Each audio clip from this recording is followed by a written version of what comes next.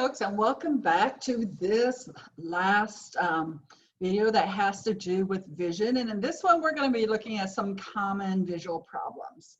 And so you can understand, now that you know all the structures, how vision happens, then you can understand, hopefully, how all these visual problems happen. And talk with your friends and family about them. So the first disease we're going to learn about is glaucoma. So this is a picture of the anterior part of the eye. So just refresh, we have the cornea here. Between the cornea and the iris, this is the anterior chamber. There's the pupil, which then takes us into the posterior chamber, which is this part that is anterior to ciliary body, suspensory ligaments, and the lens. Okay, and so over here we have ciliary body. So if we take this part and we blow it up, is this part over here. So here is our ciliary body. And remember, this is part of the choroid. So this is a very vascular layer. So we have all these blood vessels in this area, and we are going to have a filtrate of the blood vessel that becomes the aqueous humor.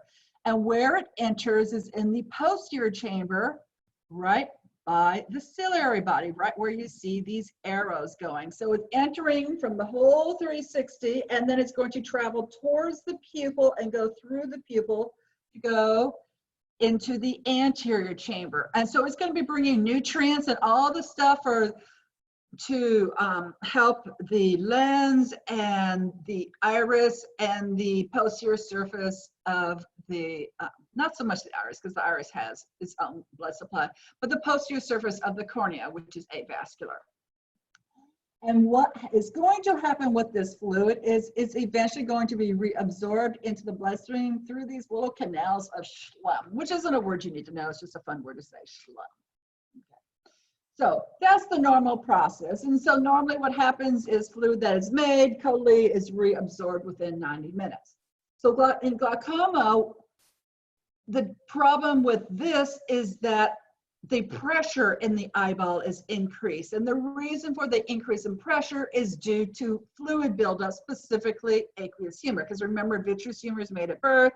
So it's not like you're making new vitreous humor all of a sudden when you turn 25. Okay. So it is due to increased pressure from aqueous humor, which is in your anterior and posterior chambers.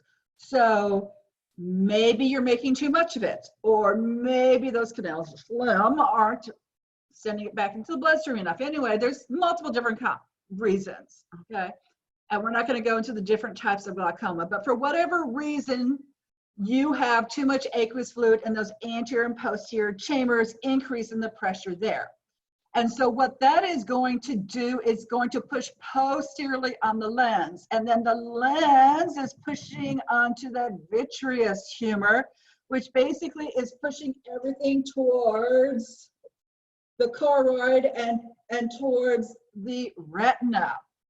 And so, well, towards the retina and then the choroid. So when the pressure really builds up, not only is putting pressure on all those neurons, it's putting pressure on the choroid. Remember, the choroid has all the blood supply. So if you have lovely little blood vessels bringing blood in, and then you're squishing them, then the amount of nutrients they can bring in to go to the retina plummets. Okay? In which case the retina neurons and the rods and cones can't get any nutrition, and you're going to go blind because those cells are going to die. So yes, this is how glaucoma gives you blindness. All right.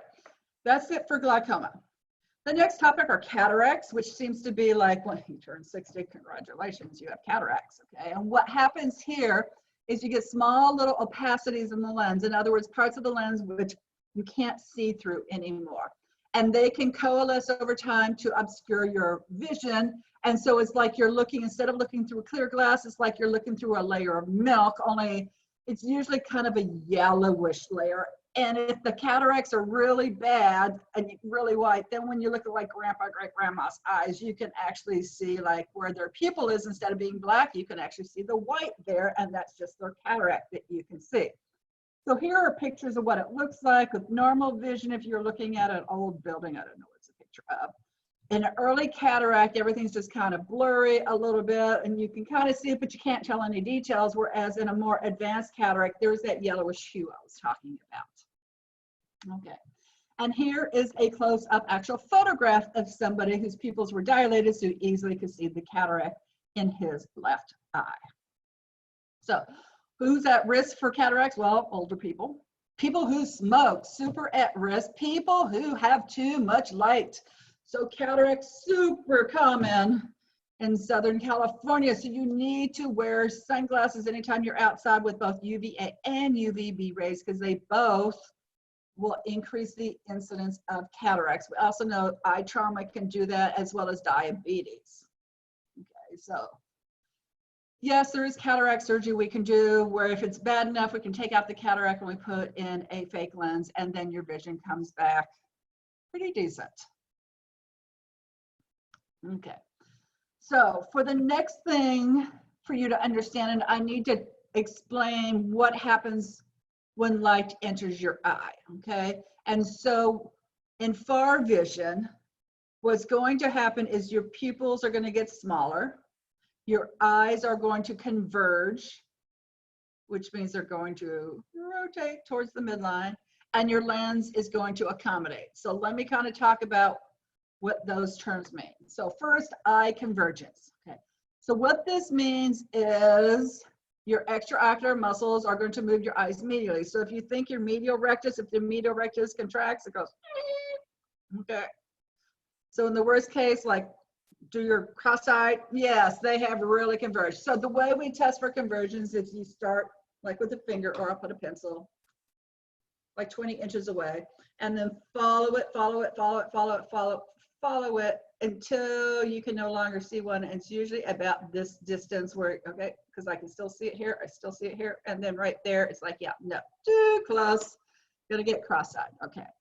And what that does, what the convergence, the whole point of the convergence is positioning the eye so the image goes directly onto the fovea centralis. So from far away, it's going straight into the fovea centralis, and as you get closer, because you're doing this in the midline, your eye actually has to rotate so that it can clearly see that.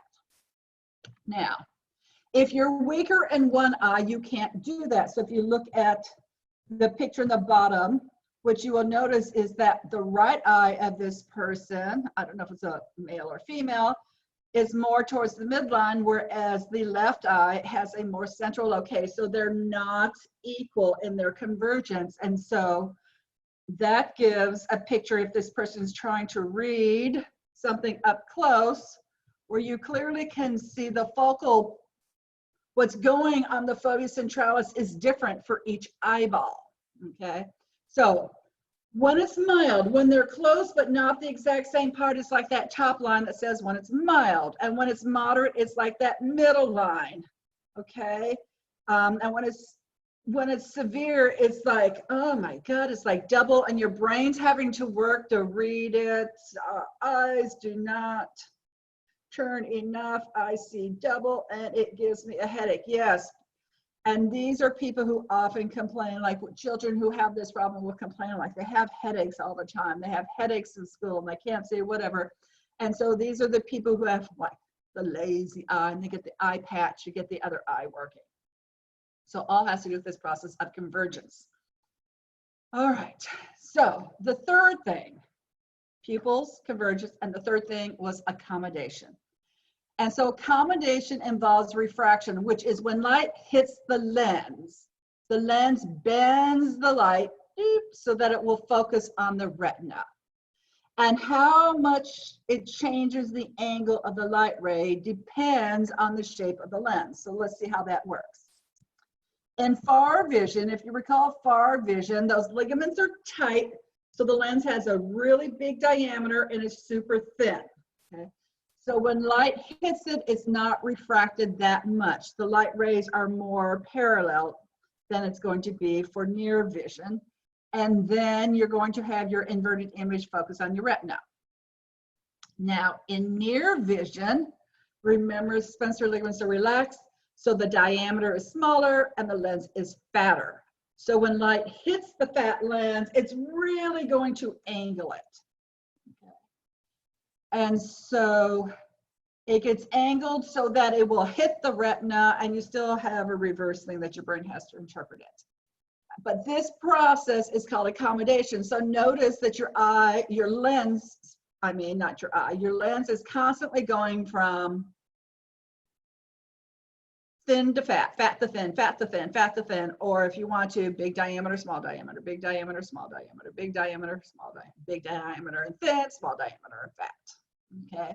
And that's what happens every time you're going from near to far, from near to far, from near to far. So if you're doing your work on the computer or watching TV, near to far, near to far, near to far. So when you're young, it's great because you got lots of those elastic fibers going. Now, as you age, everybody ages, even Johnny Depp, okay? Those elastic fibers on the outer surface of your lens, they lose their elasticity.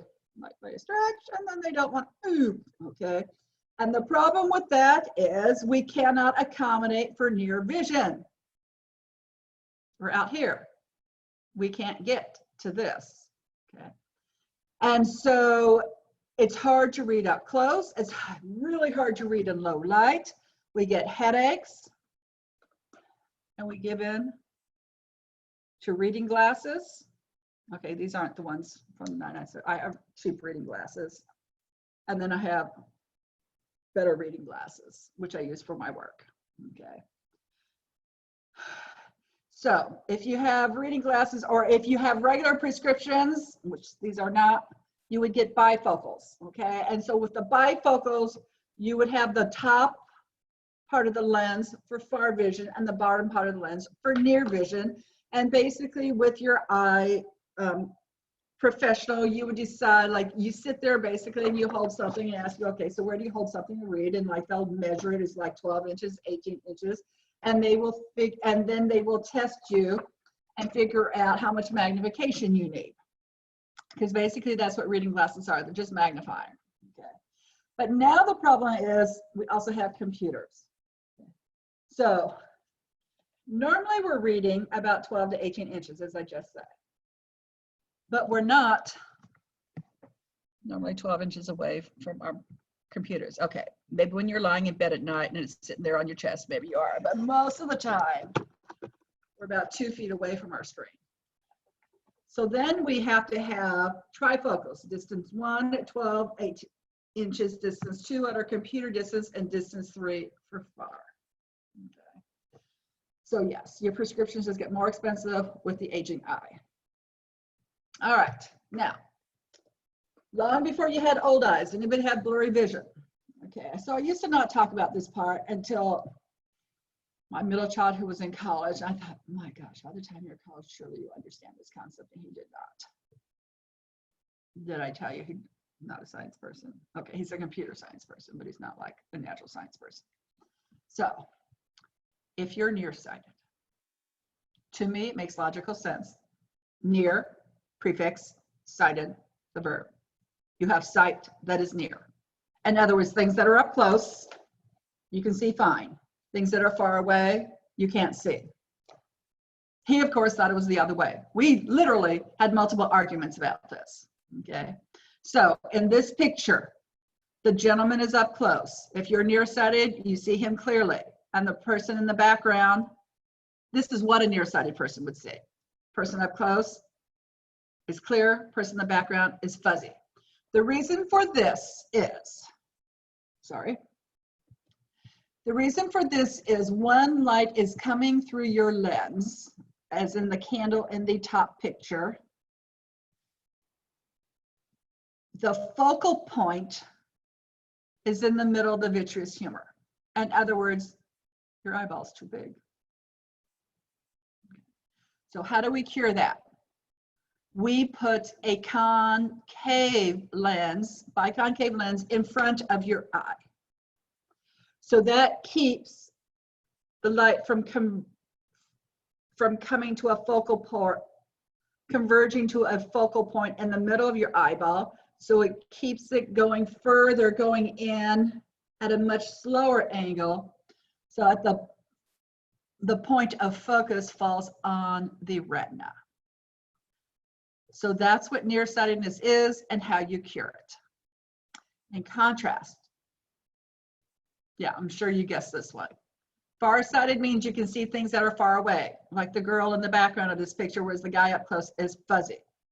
So this is the opposite problem as nearsighted. So it's not that your eyeball is too big, it's your eyeball's too short. So this nearsighted is much more common. And oftentimes people have great vision when they're young, and then as they age and their eyeballs get bigger, they become nearsighted. So if you're farsighted, the problem with that is you don't have the point of focus on your retina would have to be a lot longer for it to focus. So instead of putting a biconcave lens in front, we put a convex lens in front, which starts the angle before it even hits your eye so it can focus on your retina. So you can be farsighted. You can be farsighted your whole life. Just means you got small eyeballs. Okay. You can start out farsighted as a child, then hit a period of time where you have normal vision. You don't need to wear your glasses anymore. Hallelujah. And then in your childhood, you can end up, not in your childhood, in your adulthood. And by adulthood, I don't mean in your 50s. I mean like in your 20s or in your 50s, either one, you could end up being nearsighted. Okay. And so that's what my stepson did. Farsighted in grade school, by middle school, didn't need glasses in high school, didn't need glasses the first couple of years of college, and then definitely needed glasses after that. Okay, he's still in college though. And someday he'll have the old people eyes as well, because we all get those. All right, so let's talk about that macular degeneration, because that gives us macular degeneration. Okay, and what this means is that macular degeneration basically is disintegrating. So if you look in the fundoscopic view, that's what this picture is called. Here's where the macular degeneration it should be, and right there in the middle is the fovea centralis. And as you can see, it's not that beautiful. Go back and look at those previous pictures in the, I think in the first Zoom video. Super small, tight yellow area with a sharp rim, and you can see this one is not that. This is the #1 cause of blindness in developed countries now. Why? Because we actually test for glaucoma a lot now. Every time when you go to the eye doctor, you put your chin on that little thing, you have that little puff of gas, poof, they're measuring the pressure in your eyeballs. So we can pick that up in a routine visit long before most people will go blind from it. Macular degeneration is the reason why people could go blind from it is because we have no cure for it. Okay, glaucoma, we've got different ways of treating it. This one, we really don't have a cure. We've got a couple of ways, none of which are really good. Basically, most people with macular degeneration, they're gonna go blind, okay? And here's the worst part. This is happening in the macula, which remember, contains the fovea centralis, which is your area of most clear vision. And so the area of blindness is in your center vision, as seen here. You lose the middle. So when you're looking towards something, that's the part you don't see. All you're going to see is this periphery part over there. So you're going to be losing all the details. Okay. And smokers have doubled the risk for macular degeneration. And this is a really advanced case of macular degeneration. You can see how much larger everything is going on over there. And on this one, this is the other eye. You can tell because the optic disc is to the right on this one. And you have that huge area of degeneration. And so somebody with that type of fundoscopic picture would have this type of vision, just very little peripheral vision. All right, couple other things. The first, go on the left side, astigmatism. All astigmatism means is the curve of your cornea is not perfect, okay? Now, if you want to get LASIK surgery, you can get LASIK surgery unless you have bad astigmatism, in which case you can't, because with laser surgery, basically, they're usually trying to shave off part of the cornea to make your big eyeball shorter, because usually it's for being nearsighted. So that can prevent you from getting that. So most people aren't aware they have astigmatism unless you understand what it does to your vision. And the easiest way to see what it does to your vision is with night driving. Okay, so people with severe astigmatism will have restrictions against night driving. And so without astigmatism, if you were passing a truck, it looks like the picture on your right. But if you ever have those flares of light going out from the light, that's because your cornea is giving these conflicting messages. That is your astigmatism. Okay, so you really should have some restricted nighttime driving with that, because it's just not safe. And the last vision problem has to do with color blindness. The most common types of color blindness are actually transmitted on the X chromosome, which usually means women are carriers, although women can get the disease. You just have to have stuff coming from both parents. And women carriers don't know that they're carriers because they have normal color vision. So when you're giving birth to babies, in order to have a boy, the Y has to come from dad's Y, which means the X has to come from mom. So if she's a carrier, she can give you a normal X, or she can give you her X that is the carrier for it. And so these pictures are the common pictures which are used. Can you see the numbers that are hidden, or the letter? Because one of these has a letter, that are hidden among all of these. So the most common type of color blindness is what we call red-green color blindness, where you can't tell the difference between them. So if you look at the three pictures down below, on the far left, this is normal vision, looking at this field of pink flowers and like a green tree above it. Okay. In the middle is some types of color blindness, and also some women with color blindness, because theirs tends not to be 100% color blindness like men are. Whereas on the far right, for men who have red-green color blindness, that is what they would see. Do you see how they cannot tell the difference in colors between the trees and the flowers? They can't tell they're pink flowers at all. Okay. So with that, we're done talking about vision. I put this picture here, and it's a cool picture. However, it's not right. Okay. And this picture is shared all over the internet, and it's used to show a beautiful iris and suspensory ligament. So I want you to, once you have gone through this whole thing, to come back and look at this picture and figure out, why should this not be used for a picture of how the human eye looks? And why should all medical illustrators have to take anatomy so that they understand this stuff? Okay, and with that, I'm done with vision, and I will see you again soon. Hope you enjoyed this lecture, which was a little bit more of a fun one.